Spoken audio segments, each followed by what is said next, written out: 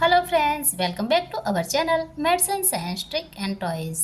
આજે આપણે ધોરણ 6 પ્રકરણ 2 પૂર્ણ સંખ્યાઓના બે મુદ્દાની આ વિડીયોમાં પ્રવૃત્તિ દ્વારા ચર્ચા કરીશું, જે છે પ્રતિવર્તી સંખ્યા અને પૂર્વવર્તી સંખ્યા. તો સૌપ્રથમ આપણે એક ટીએલએમ જોઈશું. તો પ્રતિવર્તી સંખ્યા માટે આ એક આપણે ટીએલએમ બનાવ્યું છે. પ્રતિવર્તી સંખ્યા એટલે કે 3. તો અહીં 3ની પ્રતિવર્તી સંખ્યા થશે 4. ત્યારબાદ આ પટ્ટીને આપણે ખસેડીશું. આપણી બીજી સંખ્યા છે 4. તો 4ની પ્રતિવર્તી સંખ્યા થશે 5. ત્યારબાદ ફરીથી પટ્ટીને ખસેડીશું. આપણી સંખ્યા છે 5. તો 5ની પ્રતિવર્તી સંખ્યા થશે 6. અહીં આપણે આ પટ્ટીને ચેન્જ પણ કરી શકીએ છીએ. તો અહીં એક પોકેટ ટાઈપ રચના છે.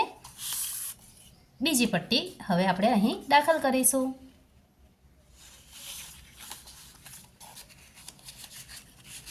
આ પ્રકારે આપણે કોઈ પણ અંકોની પટ્ટી દાખલ કરી શકીએ છીએ. તો આપણી અહીં રકમ છે 34. તો 34ની પ્રતિવર્તી સંખ્યા મળશે 35.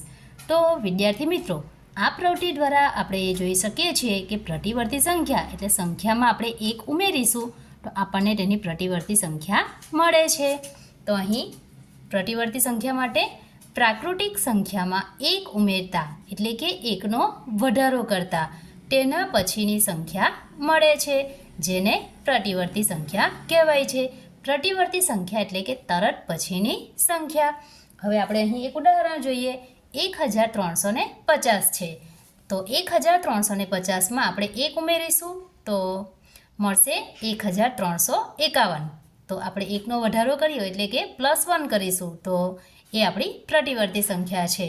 ધારો કે 3ની પ્રતિવર્તી સંખ્યા 4 થશે. 3માં આપણે 1 ઉમેરીશું. વધુ એક આપણે ઉદાહરણ લઈએ તો એક સંખ્યા છે 999. હવે આ 999ની આપણે પ્રતિવર્તી સંખ્યા શોધીશું, એટલે કે 999 તરત પછી કઈ સંખ્યા મળે છે. તો 999માં આપણે 1 ઉમેરીશું. 9 અને 1 10નું 0 વડી 1.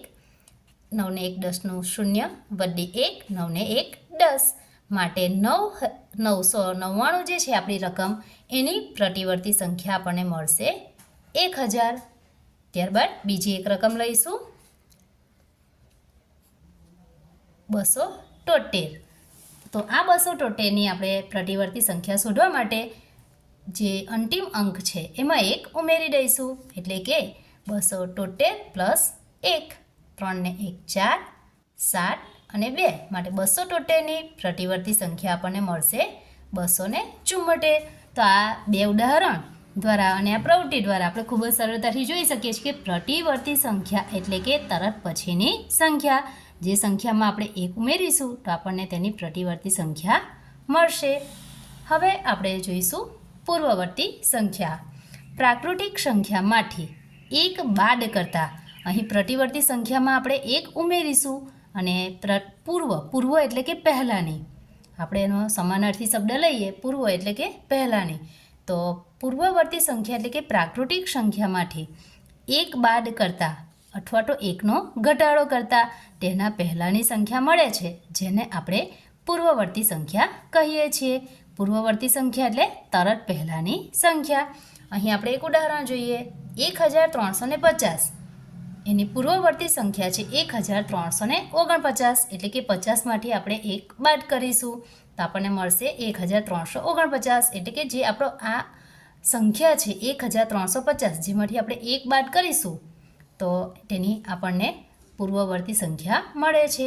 એવી જ રીતે બીજી રકમ છે આપણી 3 - 1, એટલે કે 3માંથી આપણે 1 બાદ કરીશું તો જવાબ મળશે 2. માટે 3ની પૂર્વવર્તી સંખ્યા આપણને મળશે 2. તો હવે આપણે તેને એક ઉદાહરણ દ્વારા સમજીએ. ઉદાહરણ દ્વારા સમજતા પહેલાં આપણે એક પ્રવૃત્તિ કરીશું. તો અહીં આપણે સેમ આગળ મુજબ જ એક ટીએલએમ તૈયાર કર્યું છે. આ ટીએલએમમાં આપણે કોઈ પણ અંકની પટ્ટી દાખલ કરી દઈશું. તો અહીં આપણે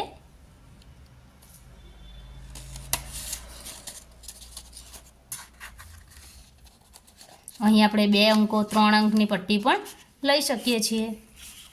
અહીં આપણી એક સંખ્યા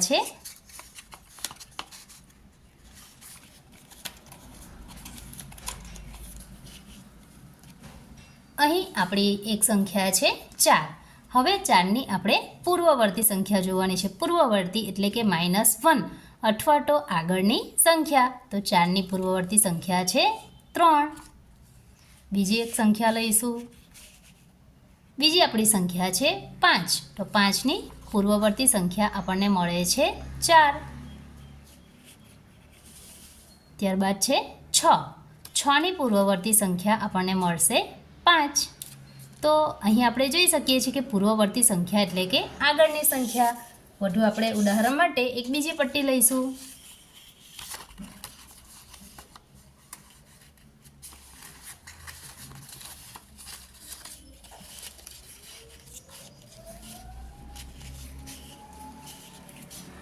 અહીં આપણી પાસે એક સંખ્યા છે 35. તો 35ની પૂર્વવર્તી સંખ્યા બનશે 34. ત્યારબાદ બીજી સંખ્યા છે 36. 36ની પૂર્વવર્તી સંખ્યા બનશે 35. તો વિદ્યાર્થી મિત્રો, અહીં આપણે એક વસ્તુ યાદ રાખી શકીએ. પૂર્વવર્તી એટલે કે પહેલાંની અને પ્રતિવર્તી એટલે પછીની સંખ્યા. આપણે ઉદાહરણ લઈશું.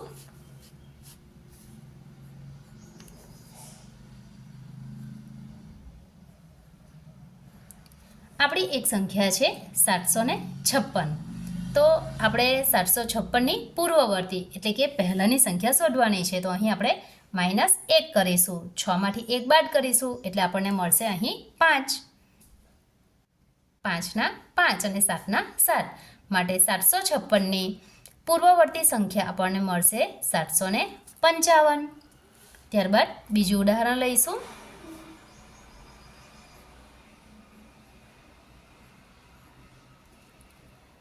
$60,536. તો 60,536માંથી આપણે 1 બાદ કરીશું. તો અહીં જવાબ આપણને મળશે 5, 3, 5, 7. 60,535. તો આ જે 60,536 છે જેની પૂર્વવર્તી સંખ્યા થશે 60,535. તો વિદ્યાર્થી મિત્રો, આપણે ફરીથી ટૂંકમાં એકવાર યાદ રાખીશું. પ્રતિ એટલે પછીની અને પૂર્વ એટલે પહેલાંની. તો 2 શબ્દ જ આપણે યાદ રાખવાના છે. પૂર્વ એટલે પહેલાંની અને પ્રતિ એટલે પછીની. તો આટલી વસ્તુને આપણે યાદ રાખી લઈશું. તો આ જે પૂર્વવર્તી સંખ્યા અને પ્રતિવર્તી સંખ્યા છે જે આપણે સરળતાથી યાદ રાખી લઈશું.